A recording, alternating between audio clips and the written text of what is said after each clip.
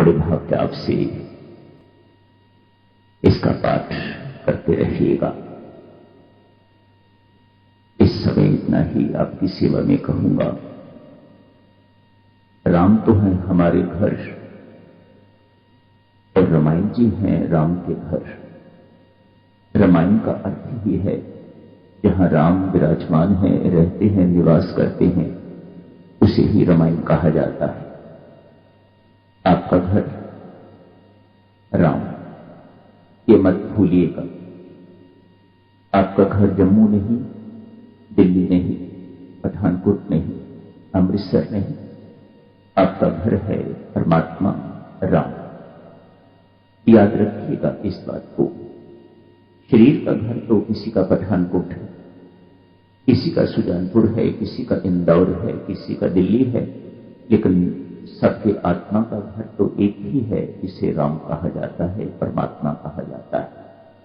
अपना वास्तविक स्वरूप जिस वक्त आपको बोध हो जाएगा हम शरीर नहीं है, न जाने कितने शरीर धारण कर चुके हैं, कितने घर, कितनी जगह हम बदल चुके हैं, लेकिन आत्मा तो एक ही है और उसका घर है परमात्मा।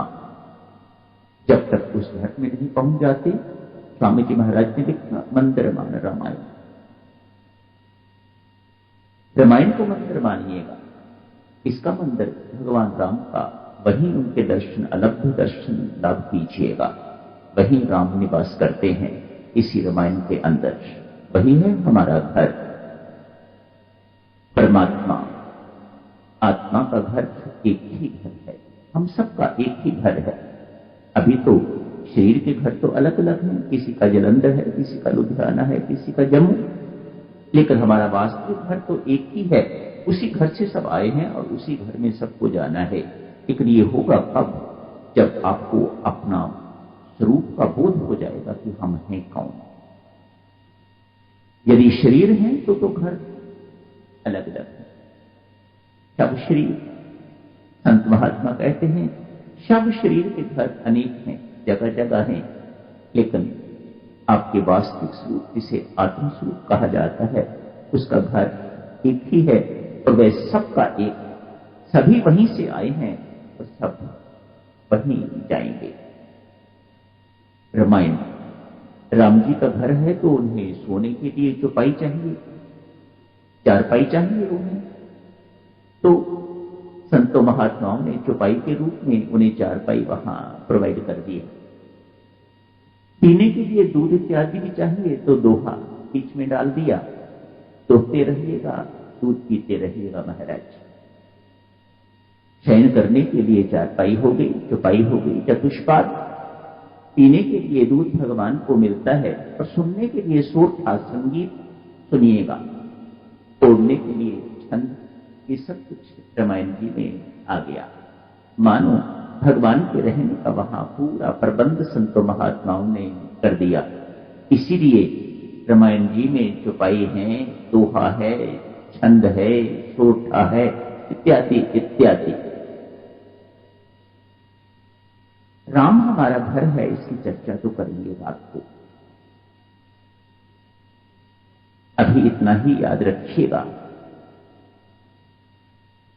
राम जी का घर है रामायण और हमारे घर हैं राम। सबको उन्हीं के पास पहुंचना है, वहीं से आए हैं और वहीं लौट के जाना है। ये जितना भाव अपने भीतर सुदृढ़ करते रहेंगे, उतनी जल्दी अपने घर लौटने की संभावना। न जाने कितने चक्कर काट चुके हैं हम और कितने और काटने होंगे, यदि ये बात हमें स्पष्ट नहीं होती। जहां से आए थे वहीं हम सबको लौटना है, उसके बिना तो भटकना है। आज दिल्ली में, कल अमेरिका में, परसों कहीं, अगले जन्म में और कहीं, अगले जन्म में और कहीं। तब तक तो भटकना बनी रहेगी जब तक व्यक्ति अपने घर नहीं पहुंच जाता, विश्राम नहीं मिलेगा। राम को तभी तो सबका विश्राम कहा जाता है। जो सबको विश्राम देता है वह राम, जो सबको आराम देता है वह राम। कहां मिलता है आराम? अपने घर। स्वामी जी महाराज की रचना अद्वितीय रचना है। अपने ही श्रीमुख से कहते हैं। यदि गीता जी और रामायण जी में अंतर देखना है तो यूं कहिएगा, जो गीता जी में लिखा हुआ है वह रामायण में करके दिखाया है। मानो प्रभु ने गीता रचने के पहले सब कुछ करके देखा कि ये सब कुछ हो सकता है कि नहीं हो सकता। कल को कोई ये मानव कहे कि नहीं ये इम्प्रैक्टिकल है, ये हो ही नहीं सकता, उन्होंने अपने जीवन में ये सब कुछ करके देखा है, प्रैक्टिकल करके देखा है, ये सब कुछ हो सकता है। और उसके बाद जाके अपने अगले अवतरित काल में उसे लिखा है गीता जी के रूप में। किसी ने प्रश्न किया, कलिकाल में मोक्ष, शांति या परम धाम की प्राप्ति, प्रभु प्राप्ति का सुगमतम साधन क्या है? किसी सरल व्यक्ति ने कहा, राम नाम का जाप करिएगा और रामायण जी का पाठ कीजिएगा, बस इन दोनों से आपको प्रभु प्राप्ति इस कलयुग में होके रहे। बदकिस्मती है भक्तजनों जिनको रामायण अच्छी नहीं लगती। हैं लोग कुछ ऐसे जिनको रामायण अच्छी नहीं लगती, जो राम कथा सुनते हुए ऊब जाते हैं। पता है हमें आगे क्या होने वाला है, मानो उन्होंने रामायण जी का अध्ययन ही नहीं किया। आगे क्या होने वाला है, मानो आपने पूर्ण अंतःकरण से उसका अध्ययन जो है वह नहीं किया। अंतःकरण के 4 भाग हैं ना भक्तजनों। यदि व्यक्ति केवल मन से सुनता है तो उसे मनोरंजन सा लगता है, वह देखता है ढोलक बाजा किस प्रकार का बज रहा था, माइक किस प्रकार का, संगीत साथ किस प्रकार का था, कितने गाने वाले थे, इत्यादि इत्यादि, वह इन्हीं चीजों में खोया रहता है। अंतःकरण चतुष्ट चित्त से जब व्यक्ति सुनता है तो कभी ऊबता नहीं है। राम कथा नित्य नवीन लगती है। हर बार आदमी कुछ ना कुछ नया उसमें से ढूंढता है, नया कुछ ना कुछ उसे मिल जाता है। कथा कहते हैं इसे। कथा को थोड़ा उल्टा दें तो थका बन जाता है।